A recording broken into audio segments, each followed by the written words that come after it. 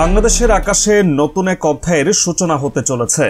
দক্ষিণ এশিয়ার কৌশলগত মানচিত্র বদলে দিতে পারে এমন এক সামরিক উন্নয়নের পথে এগিয়ে যাচ্ছে দেশটি। চীনের সঙ্গে প্রতিরক্ষা সহযোগিতায় নতুন মাত্রা যোগ হয়েছে, যা প্রতিবেশী রাষ্ট্র ভারতের জন্য উদ্বেগের কারণ হয়ে দাঁড়িয়েছে। ভারতীয় সংবাদ মাধ্যম দ্য ইকোনমিক্স টাইমস তাদের সাম্প্রতিক এক প্রতিবেদনে জানিয়েছে, চীন এখন বাংলাদেশের প্রতিরক্ষা খাতে সবচেয়ে বড় প্রযুক্তি সরবরাহকারী। আর এই তথ্য প্রকাশ্যে আসার পরই বিষয়টি আন্তর্জাতিক অঙ্গনে আলোচনার কেন্দ্রবিন্দুতে পরিণত হয়েছে। একটি গবেষণাপত্রে প্রকাশিত তথ্য অনুযায়ী চীন ইতোমধ্যেই বাংলাদেশকে আধুনিক সামরিক প্রযুক্তি রপ্তানি করেছে। এই গবেষণা national image of China in Bangladesh শীর্ষক প্রতিবেদনে উল্লেখ করা হয়েছে। বাংলাদেশ সামরিক বাহিনীর জন্য বিভিন্ন ধরনের অত্যাধুনিক অস্ত্র ও সরঞ্জাম চীন সরবরাহ করছে। এর মধ্যে রয়েছে রকেট লঞ্চার, ম্যানপ্যাড, হালকা ইউটিলিটি যানবাহন সহ নানা ধরনের প্রতিরক্ষা সরঞ্জাম। সবচেয়ে গুরুত্বপূর্ণ বিষয় হলো, চীন শুধুমাত্র অস্ত্র সরবরাহই করছে না, বরং বাংলাদেশ অর্ডিন্যান্স ফ্যাক্টরি ও বাংলাদেশ মেশিন টুলস ফ্যাক্টরি লিমিটেডে এই প্রযুক্তি হস্তান্তর করছে। অর্থাৎ বাংলাদেশ এখন শুধু অস্ত্র আমদানিকারক নয়, বরং নিজেই উন্নত প্রযুক্তির অস্ত্র তৈরির সক্ষমতা অর্জন করছে। এখানেই শেষ নয়। চীনের সঙ্গে সামরিক সহযোগিতায় বাংলাদেশের অগ্রযাত্রা বহু আগেই শুরু হয়েছে। 2012 সালে চীনের সহায়তায় খুলনা শিপইয়ার্ডে স্থানীয়ভাবে তৈরি হয় প্রথম পেট্রোল জাহাজ, যা পরে নৌবাহিনীতে যুক্ত করা হয়। এরপর 2014 সালে দুই দেশের মধ্যে 4টি সামরিক সহযোগিতা চুক্তি স্বাক্ষরিত হয়, যার একটি চুক্তির আওতায় People's Liberation Army PLA Bangladesh সশস্ত্র বাহিনীকে বিনামূল্যে প্রশিক্ষণ ও সরঞ্জাম সরবরাহের প্রতিশ্রুতি দেয়। অন্য একটি চুক্তিতে পিএলএ বাংলাদেশ ইউনিভার্সিটি ও প্রফেশনালসে একটি ভাষা ল্যাব স্থাপনে সহায়তা করতে রাজি হয়। এগুলো ছিল কয়েক বছর আগের ঘটনা, কিন্তু বর্তমান পরিস্থিতি আরও বেশি নজর কাড়া। কারণ বাংলাদেশ এখন শুধু ছোট অস্ত্র নয়, বরং বড় পরিসরের প্রতিরক্ষা সরঞ্জাম সংগ্রহে মনোযোগ দিচ্ছে। 2024 সালের ডিসেম্বরে সাউথ চায়না মর্নিং পোস্ট এক প্রতিবেদনে জানিয়েছিল, বাংলাদেশ তার পুরনো যুদ্ধ বিমানগুলো আপগ্রেড করার পরিকল্পনা করছে।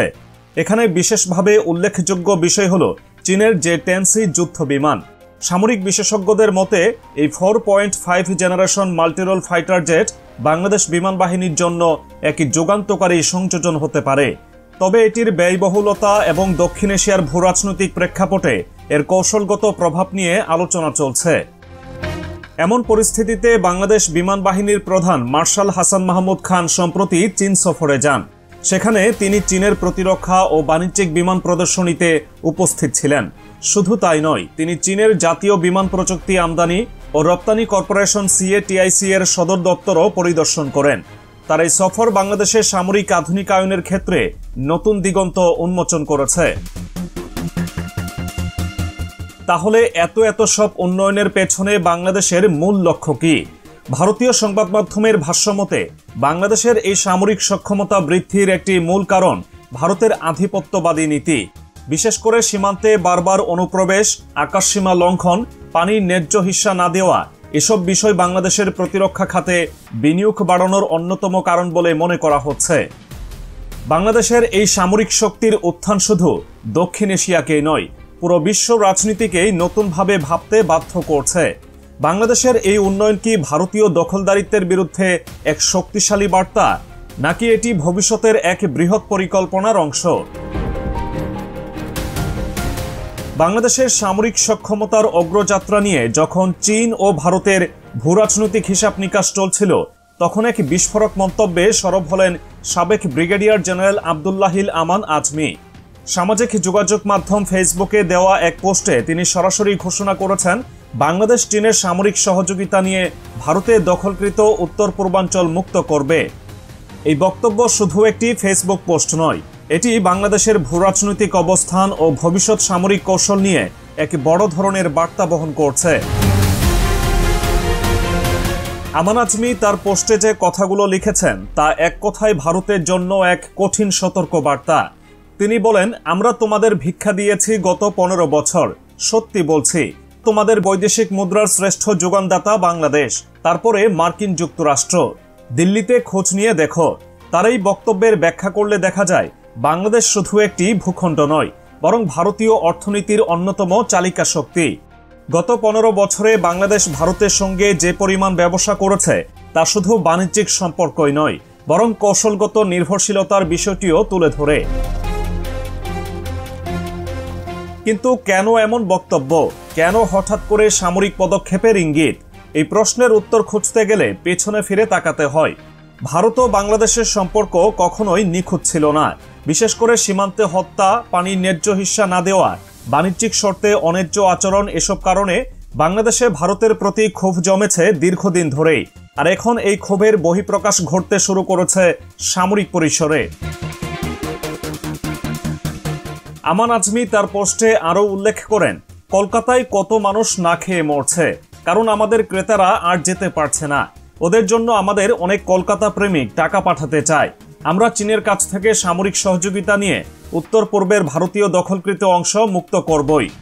এখানে উত্তর পূর্বের ভারতীয় দখলকৃত অংশ বলতে তিনি যে মণিপুর, মিজোরাম, নাগাল্যান্ডের মতো রাজ্যগুলোর কথা বলেছেন তা স্পষ্ট।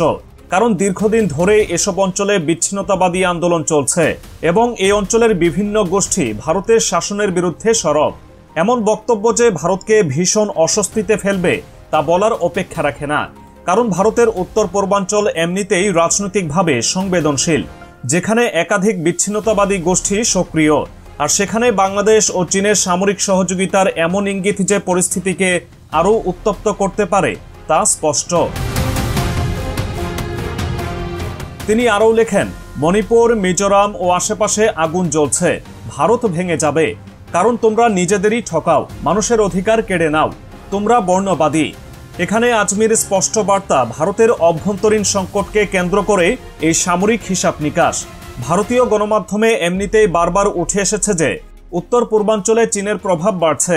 এখন যদি বাংলাদেশও সেই কৌশলে যোগ দেয়, তাহলে দক্ষিণ এশিয়ার শক্তির ভারসাম্যে বড় ধরনের পরিবর্তন আসতে পারে। তিনি আরও অভিযোগ করেন, কিছুদিন আগে তোমাদের বিএসএফ 2টা বাচ্চাকে গুলি করে মেরেছে। ওরা হিন্দু ভাই বোন ছিল, ওদের বাবা মা সীমান্তেই থাকে, খোঁজ নিয়ে দেখতে পারো। এখানে তিনি সীমান্ত হত্যা ইস্যুকে সামনে এনেছেন, যা বরাবরই বাংলাদেশ ভারত সম্পর্কের সবচেয়ে বড় বিতর্কিত বিষয়। কারণ গত কয়েক বছরে সীমান্তে ভারতীয় বাহিনীর হাতে বহু বাংলাদেশি প্রাণ হারিয়েছে। আর এই ঘটনাগুলো ভারত বাংলাদেশ সম্পর্কে নতুন করে ফাটল ধরাচ্ছে। এরপরই তিনি ভারতকে আরও বড় চ্যালেঞ্জ ছড়ে দেন, আমরা তো অমন করি না, এখন যদি চীনাদের ডেকে আনি, ওরা মুখিয়ে আছে এদেশে আসতে। তিস্তার বাঁধের অগ্রিম কাজ শুরু করে দিয়েছে। এটি আরও বড় একটি বার্তা, কারণ তিস্তা চুক্তি বাংলাদেশের জন্য একটি রাজনৈতিক অস্ত্র হয়ে উঠেছে। বহু বছর ধরে বাংলাদেশ তিস্তা নদীর পানির চুক্তির জন্য অপেক্ষা করছে, কিন্তু ভারত নানা অজুহাতে সেটিকে আটকে রেখেছে। এখন যদি বাংলাদেশ চীনের সঙ্গে এই বিষয়ে বড় ধরনের পদক্ষেপ নেয়, তাহলে এটি ভারতের জন্য হবে এক বিশাল ধাক্কা। শেষের দিকে তিনি বলেন, বাংলাদেশে বসবাসরত সকল ধর্ম, বর্ণ, গোত্রের অধিবাসী আমাদের ভাই বোন, আমরা সবাইকে ভালোবাসি।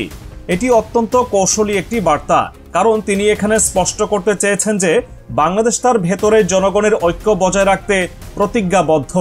অন্যদিকে ভারতের ভেতরে জাতিগত ও ধর্মীয় বৈষম্যের যে অভিযোগ রয়েছে, সেটিকেও তিনি এই বক্তব্যের মাধ্যমে ইঙ্গিত করেছেন। সব মিলিয়ে আব্দুল্লাহিল আমান আজমিরের এই পোস্ট শুধু একটি ফেসবুক স্ট্যাটাস নয়, বরং এটি দক্ষিণ এশিয়ার রাজনৈতিক মানচিত্র বদলে দেওয়ার মতো একটি ঘোষণা। চীনের সঙ্গে বাংলাদেশের সামরিক সম্পর্ক এখন আর শুধু প্রতিরক্ষা সহযোগিতায় সীমাবদ্ধ নেই, বরং এটি সরাসরি ভূরাজনৈতিক দাবা খেলায় পরিণত হয়েছে। বাংলাদেশ কি সত্যিই চীনের সহযোগিতায় ভারতের দখলকৃত অঞ্চল মুক্ত করার পথে এগোচ্ছে? চীন কি সরাসরি এতে সম্পৃক্ত হবে? ভারত এই পরিস্থিতিতে কি প্রতিক্রিয়া দেখাবে? সময়ের পরিক্রমায় এসব প্রশ্নের উত্তর মিলবে।